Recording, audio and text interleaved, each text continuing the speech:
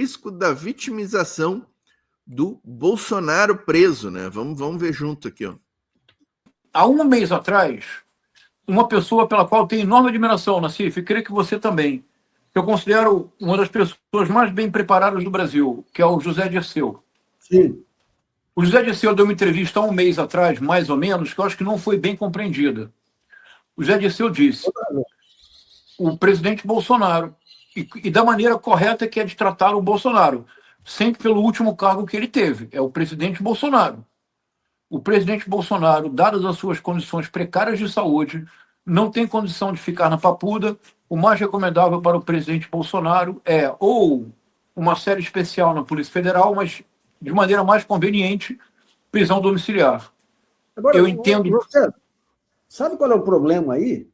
Esse sujeito é tão vulnerável, tão fraco, tão poltrão, que ele não conseguiu segurar a peteca nem na casa dele, nem em prisão domiciliar. Como é que fica?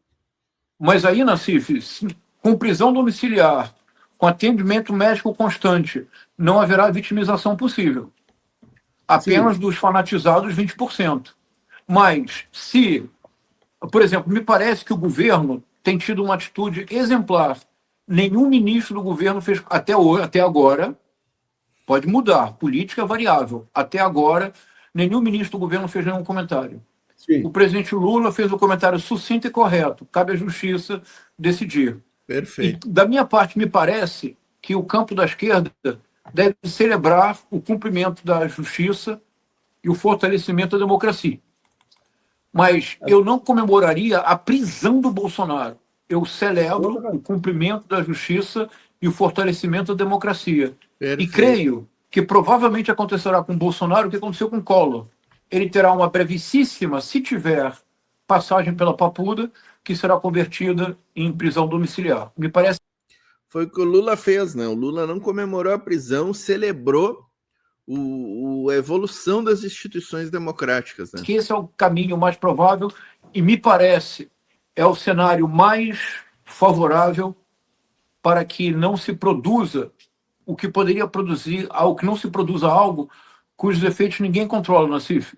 Está lá no Júlio César do Shakespeare, que foi traduzido no Brasil. Sabe quem traduziu o Júlio César do Shakespeare no Brasil? Milor Fernandes. Carlos Lacerda. Carlos Lacerda.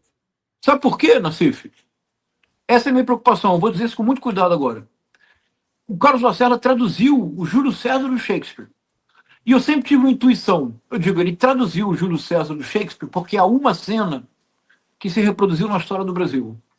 É a famosa cena em que o Júlio César é assassinado no Senado, o Brutus leva o corpo do Júlio César para o fórum e faz um discurso. E ele diz, não que eu não amasse a César, mas eu amo ainda mais a República. Por isso ele foi sacrificado para que a República não virasse império. Aí entra o Marco Antônio e faz um dos mais famosos discursos da obra shakespeariana. O Marco Antônio entra e diz, eles, os senadores, dizem que César queria ser imperador. De minha parte, nunca escutei ele dizer isso, mas eles são homens honrados. But they are honorable men. Quando ele fala a primeira vez, você leva a sério.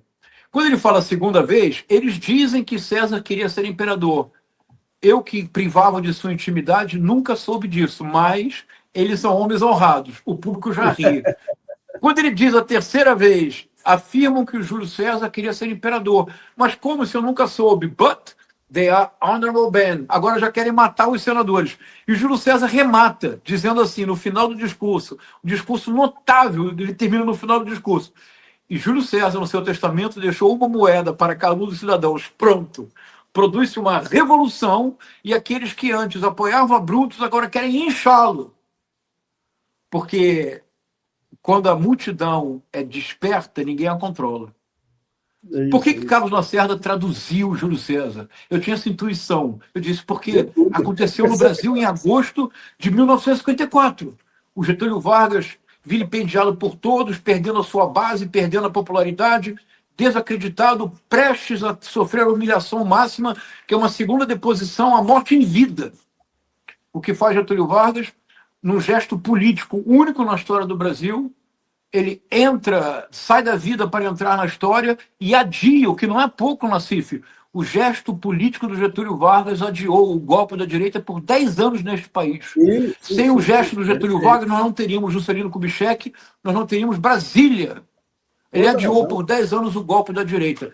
Mas o suicídio do Getúlio Vargas produziu uma reviravolta na política brasileira que poderia ter dado origem a uma revolução. Sem dúvida. Pois bem, você percebe o meu cuidado, Nassif? Você percebe o meu cuidado?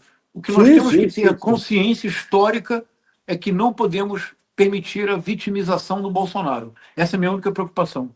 Toda razão. Fundamental, fundamental. João César Castro Rocha, um cara, eu gosto demais essas análises dele, trazendo literatura, sempre buscando a história, né? É materialismo histórico, resumindo isso aqui, né? Buscando a história para explicar os fatos presentes, contextualizando com literatura. É bom demais, né? Bom demais.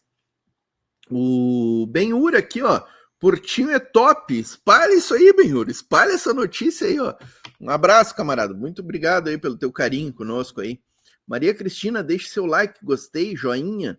Bolsonaro na Federal, diz o amor prevalece aqui, ó. Não sei quem é que tá por trás desse perfil. O amor prevalece. Prevalecerá sempre, né? Maria Cristina, vai faltar vaga na cadeia para tantos corruptos golpistas, né? Isso aqui, ó, do Bolsonaro não cair nessa esparrela da vitimização do Bolsonaro, né?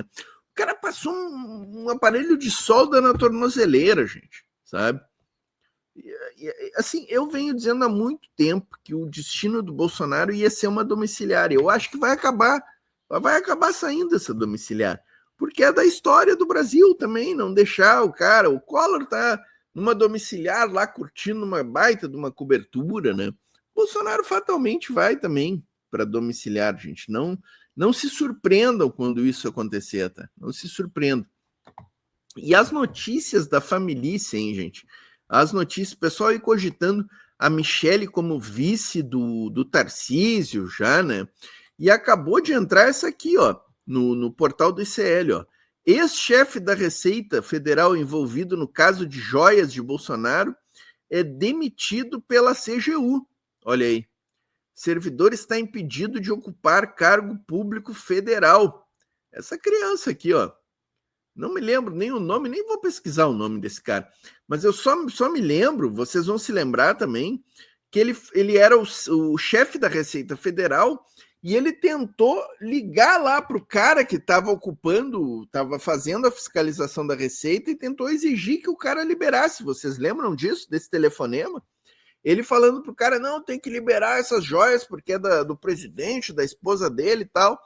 E aí o cara lá, o servidor público, que estava lá no balcão da aduana, assim, com o escudo da estabilidade, né? Não é à toa que eles querem acabar com a estabilidade do servidor público na reforma administrativa.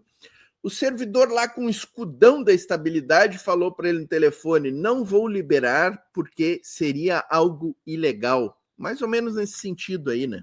Então, eu me lembro muito bem desse episódio com esse indivíduo aqui, ó. Esse indivíduo demitido pela CGU. Notícia quentucha. E a